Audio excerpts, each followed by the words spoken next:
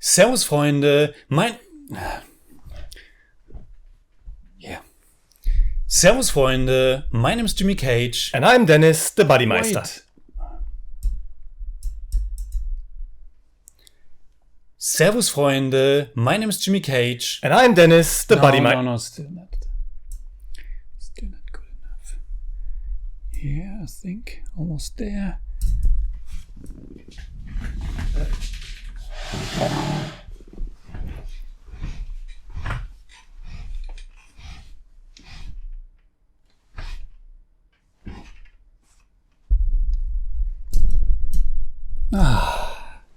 Much better. Servus, Freunde. My name is Jimmy Cage.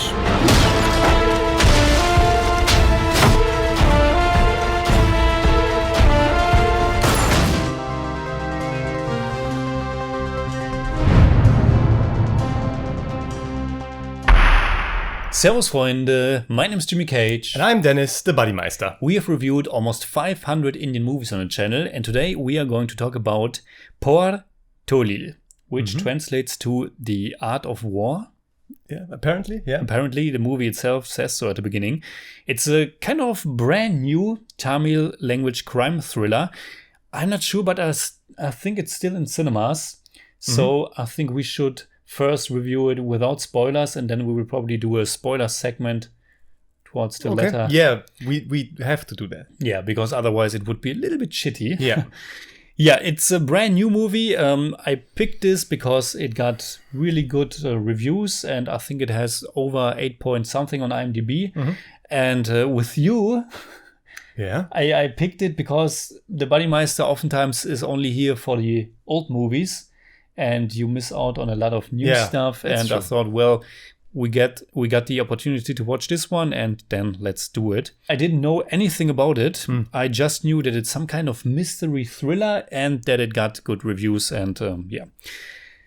So I thought, let's do this together. And then when I watched it, after about, I don't know, 10 minutes, 15 minutes, maybe even earlier, I realized it's one of those psychokiller case movies. yeah. It's a psychokiller case. It's a psychokiller case, and we joked in the past that we watched quite a few psychokiller movies from India. I think it's kind of a own genre there. Yeah. I mean, psychokiller.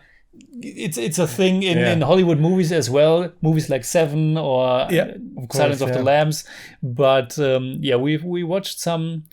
But I think it's just a few weeks ago I said it's time for maybe it's time for another psychokiller movie or something. But this is one. Yeah, we watched it each one on his own. I have no idea what the Buddymeister thinks about the movie. But when I watched it, I was like, oh damn, it's a psychokiller case. So I'm not sure if Deniz will end up hating this, or I don't know. But I think you can tell us a little bit about the story, maybe. Or first, it's the first film by director Vignesh, who also co-wrote the screenplay. And now it's your turn. It's starring R. Sarat Kumar, Ashok Selvan, Nikhila Bimal, and Sarat Babu. Yeah. I think the only one that we already know from that cast is Sarat Babu. We have seen him in, I've written it down, we have seen him in Nilal Nijamagiradu, Sagara Sangamam, and Swati Mutyam. Okay, but that's way back. Yeah, way back, but we've seen him. So he's no stranger to us. But of course, they're 70s, 60s, 70s, 80s. I think all the movies. So I think it's only natural that we didn't recognize him immediately. I think he's kind of a legend. Yeah, and unfortunately, he passed away just a few weeks before the movie came out. I think in March or May even. Yeah. So very, very recently. I think he was in his 70s. 71, I think. Yeah. 71. So the movie is, the synopsis is like this. An academically bright but faint-hearted rookie cop needs to overcome his fears in order to succeed in his very first assignment, team up with a reclusive and grumpy senior cop to catch a serial killer on the loose. Yeah. And like you said, the movie got some good reviews. It's not, I think weren't like rave reviews, best movie ever, but they were all right. Yeah. So, Buddymeister. Yep. Was this a psychokiller case movie that you enjoyed? I thought it was fine. Okay. I thought this I'm was so happy to hear that. Yeah, I thought it was a fine and entertaining crime thriller that definitely had a few problems that I just couldn't cope with. Yeah. But like it has some strengths that are very, very apparent. It like the production values are great. I thought it was very well executed, the movie, directed, shot. But the visuals are nice. And I think the thing that is lacking is like the depth. Yeah. And also like it's like there is some stuff that I really can only talk about when we go into spoilers. In the spoiler segment. But sure. let's hear what you have to say. So. Yeah, I enjoyed myself with the movie. Yeah. I think this is a movie that's as much a genre movie as it can be. It's a genre movie, it's a psycho-killer mystery thriller, and it's just that. Yeah. And it only wants to be just that. That's true. I think the movie knows exactly what it is, and at that I think it succeeds for the most part, but it doesn't have I didn't get any aspirations from this movie. Yeah. It just wants to give you a good time, and that's great. Yeah. Movies are primarily perceived by most people just as entertainment and to, I don't know, get some distractions from your hard jobs and stuff like that. So this movie succeeds in being an entertaining, rather fast-paced, nice movie. I think one thing that it does is like it kind of pretends to be a little bit of this grand investigative psychoanalytical crime film, but it's not. It's very stylized. Yeah. And we know that from a lot of these, especially Tamil psycho killer murder crime scene thriller movies, but I think in this one it kind of works because it's because of Vignesh Raja's direction, but it's like the movie knows, like you said, the movie knows what it wants to be, and it's kind of very certain about the world it presents, the world it builds, and the characters. So it is over stylized, but it kind of works because things like are at least like coherent. Yeah, absolutely. Yeah, I mean, it's part of a genre, and that's a genre that in this specific form we are not that familiar with in the West, I think. It's a genre where it's all about solving that case, and the characters are more or less just their job. It's just about what they are doing. Yeah. There's just a tiny little bit of backstory to both of them, but I mean, when you can't really compare it to something like Silence of the Lambs, for example, because that's going more into the psyche, more into the characters, and this does it as well, but only on a very, I don't know, it's very pulpy. It's very, not cartoony, but it's like this, I don't know if it's a term in English, but kitchen psychology. Like he had a bad youth and his father didn't love him, and now he's this killer and stuff like that. Yeah. And it's very, very superficial, but it's also fun. Yeah. It's like a soap opera, but in a psycho killer area. And I like that. Once I got used to what the movie is going to be, I was almost for the entire time I had a smile in my face, which is maybe, I don't know if an Indian audience watches the movie the same way I watch it. I'm not sure, because for me it was also just a little bit, I don't want to sound too negative here, but it's all a bit silly. Yeah. It's but it's fun silly. It's over the top. It's strange because it's kind of this mishmash that doesn't really work, but then it does work. It's like, because I'm kept asking myself now, okay, well, we have this surface investigation, and the old cop shows the new cop the ropes of the hard work, and like uses him to stage this thing, and exactly this is something like we try to be like this super analytical movie and teach maybe the audience something about the psychology behind this murder, but it's simply style and no substance. It's like this, okay, give me it's just silly. It's silly, but it's fun. It works. There's a scene later on where one of the cops is sitting in a car and another street policeman is at the car window of a suspect and interrogating him what he was doing the evening, and he was at the cinema, and then they are asking him about the movie that he watched, and the movie is making such a big thing about this, like it presents it like this is the most cleverly written stuff ever, and it was fun because the music was loud, and then there's a big train coming from the right, and it's fun, but it's also silly. Totally. They play it like it's the most profound investigation ever, and the greatest smartest cops with all their tricks, but it's really not. But it's executed in a fun way, like you said. It kept me maybe not on the edge of my seat, but I was like asking myself, so how will all of this play out? I was interested because also, like you said, the characters are maybe also a bit superficial, but we get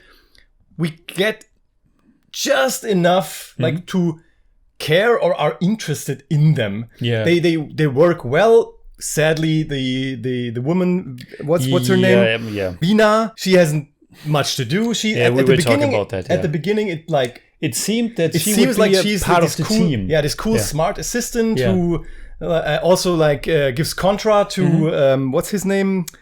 The young cop is Prakash. Yeah, gives this contract to Prakash because he's like, oh, that's a nice woman and so. And but like she does two things for. She's completely wasted. Then she's gone, and we will talk about it in the spoiler segment. But she's very much wasted. But in general, the two cops work fine together. Like I said, it's R. Saratkumar and Ashok Selvan. And I think they're doing a good job. Yeah. By the way, did you recognize R. Saratkumar? No, obviously not. I'm pretty sure he is in Ponniyin Selvan. Oh. I think he plays Periya. What's his name? Periya. I don't know. I don't remember the name. Okay. He has a very complicated name, but I think he's in Ponniyin Selvan. But let's talk about the characters. I think the movie does a really nice and again fun job introducing these characters. First, we are introduced to Prakash, who's our main protagonist, who seems to be the only cop in India, or at least in Tamil Nadu, who doesn't have a mustache. And I thought that was just fun. It was absolutely. It was hilarious. They play with this notion that's obviously I'm going to grow a mustache. You have to grow a mustache. It's nice because I think every movie that we saw where Indian police, because not even it doesn't have to be Tamil police, but it's also like Malayalam police. I don't know. They all have mustaches. But I think in South India, especially not just the police, but in South India, I'm not sure if it's still that way today, but in the 80s, 90s, when you are a man, you have to have you had to grow a mustache. But it was also nice that they are using that element later for a little something. The introduction to our second protagonist, who is the older, the veteran cop, Loganathan. Yes, Loganathan. Yes.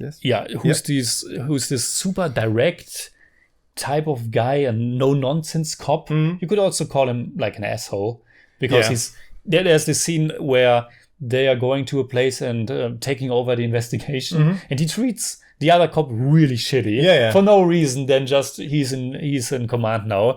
I liked his introduction a lot. It's this sequence where he's holding a lecture to all the other policemen and just telling them like he don't care. Just go home. I thought it was great. And both of them, there's a nice chemistry between them. This movie is kind of a buddy cop movie. One rookie, one veteran, one who's trying go by the books, or who thinks he knows everything he needs from books, which is also kind of silly that he has these, of course, these novels, and we could use that as a reference. And I was like, what?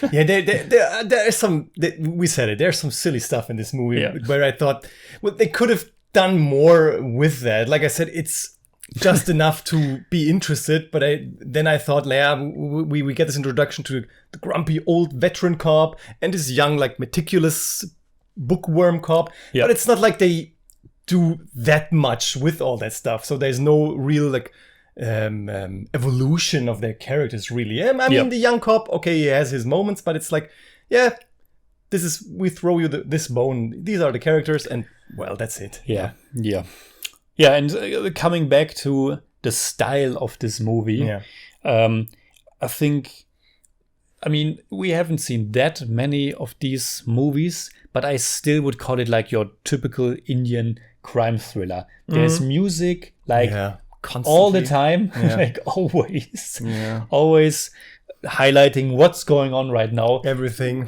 It's totally overscored, but that's just the way it is. That's just the way it is. But I just can't. I know I'm not a filmmaker. Yeah, but it's something that I said before. But music does not always make things better. It's like sometimes scenes really work better if you just don't have any music at all. And we get music all the time, and music because of this movement, and music because of that, and then we have got something in the back. I mean, it's okay. The movie really does it from beginning to end. So and it's just kind of a different type of filmmaking, because it's also something we enjoy in other movies, like in again bringing up Rajamouli, but he's also overscoring everything, and it's when it works, it's pretty epic.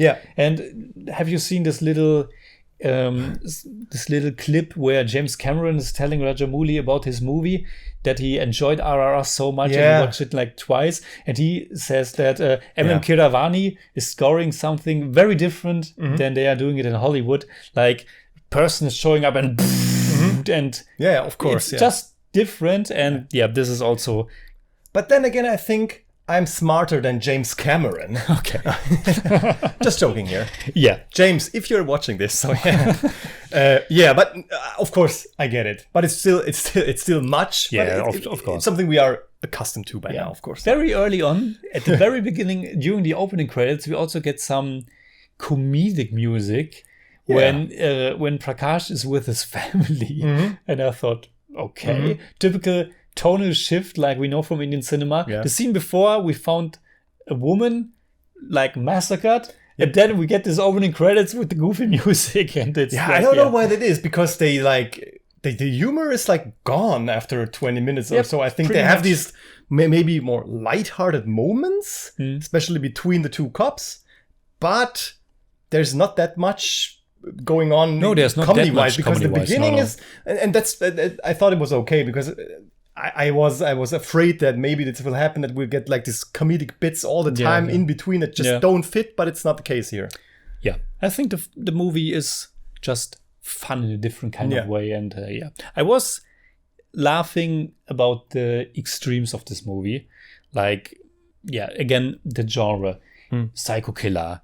He has an obsession, something of a fetish, and people come up with the cleverest deductions ever. It's so, again, it's so silly. Like, look at these murders. They are so neatly but I don't know, put together, and that means the killer must be super neat, and all these explanations, and it's fun, but it's also like lacks.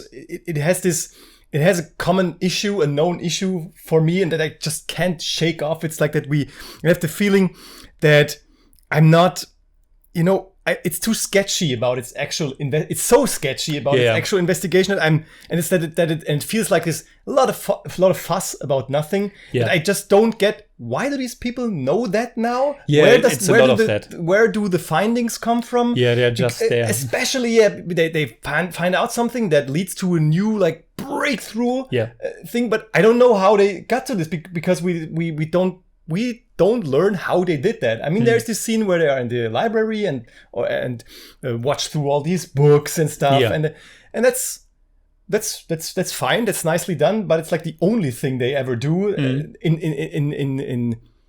in like researching something. Yeah, they just come up with these things, and actually, okay, so now we're here.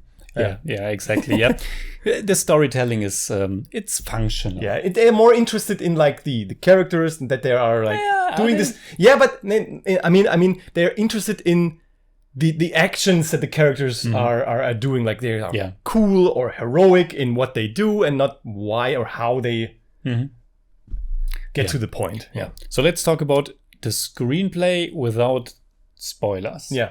So obviously, again, the genre needs some twists and turns, and it's the same with this movie. Yeah. You think they found the one responsible for the killings, but is he really? Wouldn't that be too easy? Maybe there's more to him. We don't know at first. I think the movie does a good enough job in, I don't know, undermining our expectations a little bit. Yeah. And it certainly will surprise you a little bit, because it has to, because there are no clues. So you have, there's no other way that you are. It's not like you can like, wait a minute, he can't be him, because you don't know anything. You don't know anything, so it's not possible for you to come up with everything that's happening. Yeah. You just have to trust the movie to take you on the ride. That's hopefully some fun. So the screenplay, I think, is all right. It's functional. But when the movie was over, I thought, like, with the whole AI discussion, I thought this is kind of a screenplay maybe a computer could write as well. Just these are the elements we need for a mystery thriller. Some buddy cop dynamic, some psycho killer with some kind of motive. Then there needs to be a twist at this point, and write me something. I don't want to take anything away from the makers of this movie. It's a decent screenplay. It works. It keeps you engaged enough. But it's also but then nothing special. It's that I can only repeat myself. It's like the visual execution. It saves this screenplay from being just this mundane story that you like watch all the time. And like you said, it's kind of a neat idea that we get like these revelations and twists and turns, but they save the like generic style, generic revelation, because they put in another twist, another little twist, and so it's an interesting idea that works. So to make it quick, I like the movie. I think it's a fine one-time watch. Wouldn't watch it again because it's nothing too special for me, but I had a good time with it, and I think the same goes for you. So definitely. I think we can go into some spoiler territory. Now we talk spoilers. Don't be mad again. You talk spoilers in the end. This is it. This is it. First, let's come back to the female character. Nikila Vimal plays Vina, technical assistant. I thought she was promising at first because it looked like she's an integral part of the team. Like, this is a team of 3 people, but it's actually just 2. And she completely vanishes in the second half of the movie. And after around 30 minutes, I thought, this is all about beautiful women getting killed. I'm pretty sure that this beautiful young woman will also be kidnapped, and put in danger, and at the end she's the damsel in distress, which was a little bit too obvious, but it was fine. But something positive, but also with a slight but at the end we get this this little twist or reveal. They know that she's in danger. They let me remember. They rush to. How was it at the end? Because at first they rush to the hotel. One of them runs to the hotel because they think it's this woman that it's in the hotel, like doing a show or something. Exactly. That's what I mean. That's what I mean. They go to that because hotel. They're in this bakery and they watch through the window and see this advertisement. Exactly. Absolutely. They go to that hotel. And then it's intercut with the killer, the actual killer, going to a door, and you of course think, because that's the language of film, that it's the same place and hopefully they arrive in time and stuff like that. And then bam, they open the door, or I don't know how it is exactly, but the killer someplace else, and you are, what? Yeah. I think it is nicely executed, but I also totally saw it coming. Yeah, because Silence of the Lambs has a very similar thing at the very end with Buffalo Bill. It's totally like the FBI shows up, and it's also not only from this movie. It's like this common red herring that you use to like play with the audience. Mm-hmm. But it's still again. I think it will surprise most people. I think. Yeah. Let's talk about our third main actor in this movie, Sadat Babu. He plays Kennedy Sebastian, I think. Yeah, Kennedy Sebastian, the son of John Sebastian, the cop, his father. Yeah. Yeah, and Kennedy also has a son named Freddie. Freddie, yeah. And I don't know why. But just a few weeks ago, I watched Anurag Kashyap's newest movie, which is also about a kind of a psycho, not a different movie than this one, but also about a psycho. And he's also named Kennedy, and the movie is called Kennedy. Yeah. I don't know what's about the name Kennedy. I don't know. I really don't know. Sadat Babu, when he shows up in the movie, I found it very silly, but also fun, because he has red hair and he has a very unusual look. Yeah, very distinct. Distinct look, which is cool to give your mysterious figure, you don't know if he's the killer or not, give him a cool look, but it's on the edge of becoming a little bit too silly. Yeah. I mean, he looks like a little bit like a clown. It's true. It's true. I also was like, neither here nor there. If I thought that he was like, is this a nice character? Is he cool? But I liked like how Sadat Babu played this character, because again, it's one of those things like it kind of works. It kind of works. Yeah, but also his character is also like he's played as this very meticulous character who's like, please put that picture back there. But then again, it's also something that they don't really elaborate on. It's nothing that I thought they would do something. Father. There's this one scene where the young cop Prakash goes to his house and like goes to all the stuff and puts it back. Yeah, and then I thought, maybe don't do that, but nothing with that. Yeah, so true. They just do it to find this connection to something that Lokanagat said earlier. So he's the killer. Absolutely. But Sadat Babu is fine. He's fine. And again, it's just fun. Yeah. I don't know. This is kind of fast food cinema for me. It's not really too deep or too sophisticated or anything. It's just fun. It's just fun. Again, it's just, I can't take it.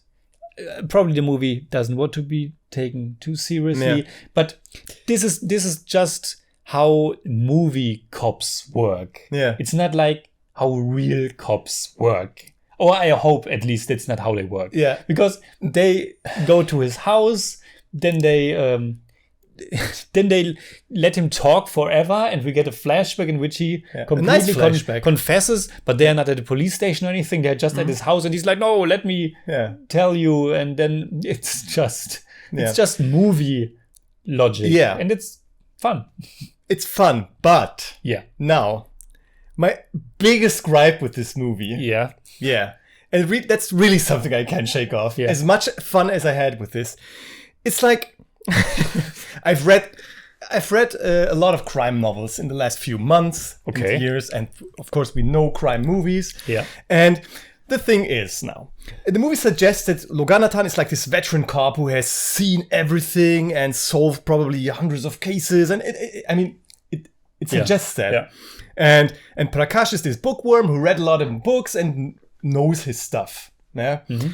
So why don't these people don't do good police work? I really don't get it. One thing that really bothered me so much. I just thought, what's the first thing you do after a murder? Okay, you go to the murder site and they do that and they analyze and interpret all this stuff.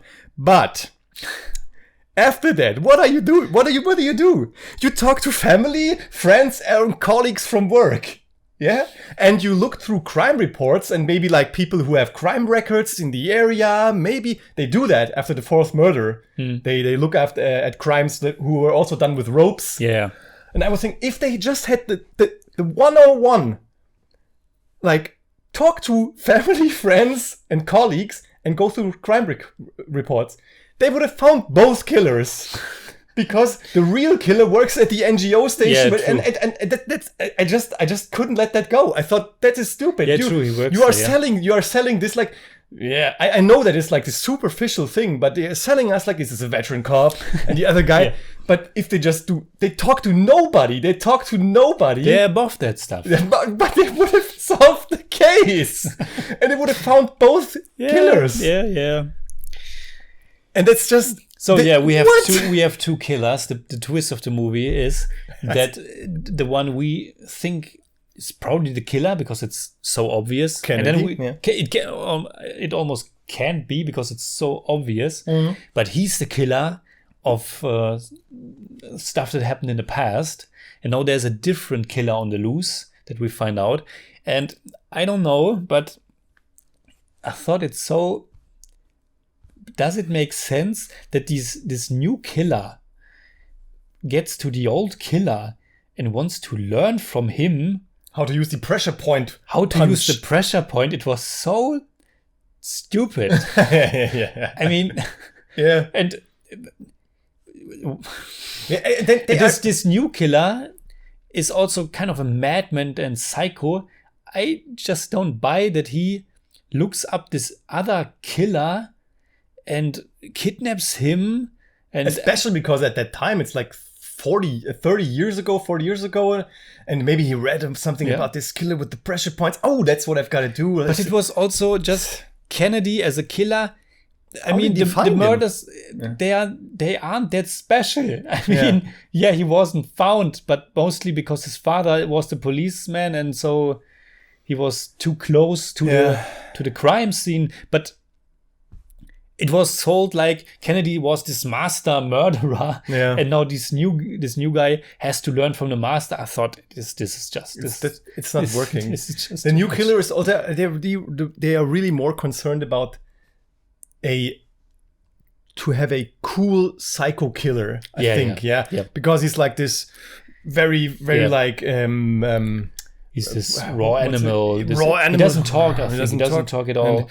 He looks super dirty, unwashed, like this, and there are some, they very stylized again, stylized, but it's really only style at that point, and they don't care. But they're trying to tell us something about psychology, about this, the Kennedys, this turned around psychology. He kills women because the woman like.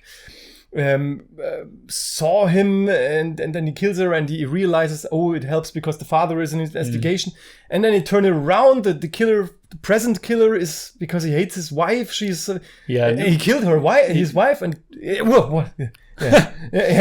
this actual killer is played by Sunil Sukada, and I mean he has a big physical presence. But it's everything so on the nose and so simple. And this whole finale, this action finale, it's just so. I don't know what to say. It's as much as these things work well in this movie, some also don't. And I think like one of the biggest things for me is like the things that they tell us about the characters and the things the characters actually do, and how it doesn't gel that well. So, but it's still, it's. And at the very end, we get this little bonus ending, which really wasn't for me. Now, the killer is dead, and Prakash has seen this little boy earlier, whose parents are constantly fighting. And this movie is about nature versus nurture, and the Kennedy had a bad father and he didn't know how to cope with that, and he became a killer. And now this guy is something with his wife, and he became a killer and obsessed with beautiful women with dimples. And now Prakash sees this young boy, and the parents are fighting, and it's a sad situation, but it's so schmaltzy, it's so it's really not for what we are used to in movies like this, and especially in a psycho-killer, edgy mystery thriller, and all of a sudden there's the small child and the parents are fighting. And it would be okay, but then at the very end, Prakash just goes in the door and comes out with the mother again, and the mother is like, "Oh yeah, boy, I'm sorry. Now I realize it. It's so." And there's this look from Lokanagat, who probably also like had a bad childhood, and they try to. It's fine. This is totally for I don't know, commercial audience. Yeah. It's for me, it just doesn't work. Yeah. It's not destroying the movie or anything. I can turn a blind eye to something like this. Yeah. But I wanted to mention it because it's just completely, for my own taste, just completely unnecessary. Yeah. It is. It really is. But I have to say the one last thing. I thought the backstory of Kennedy was, at least it was kind of intriguing. It was kind of fascinating to make this like twisty psychology. So if they would have made a movie about a young boy who tries to get rid of his father by killing women, it's kind of an interesting concept. Yeah. And so it's one of the things that was kind of fascinating. Yeah. But more in an exploitation kind of way. Yeah. I mean, I bashed the ending, but I enjoyed how they are really kind of teasing like, what will be the next case? How these two are working together. This duo, like Sherlock Holmes and Watson. Yeah, exactly. It was fun. Yeah. Just one more thing that I found so silly. Now, Prakash, he has to pretend that he just lives next door to Kennedy.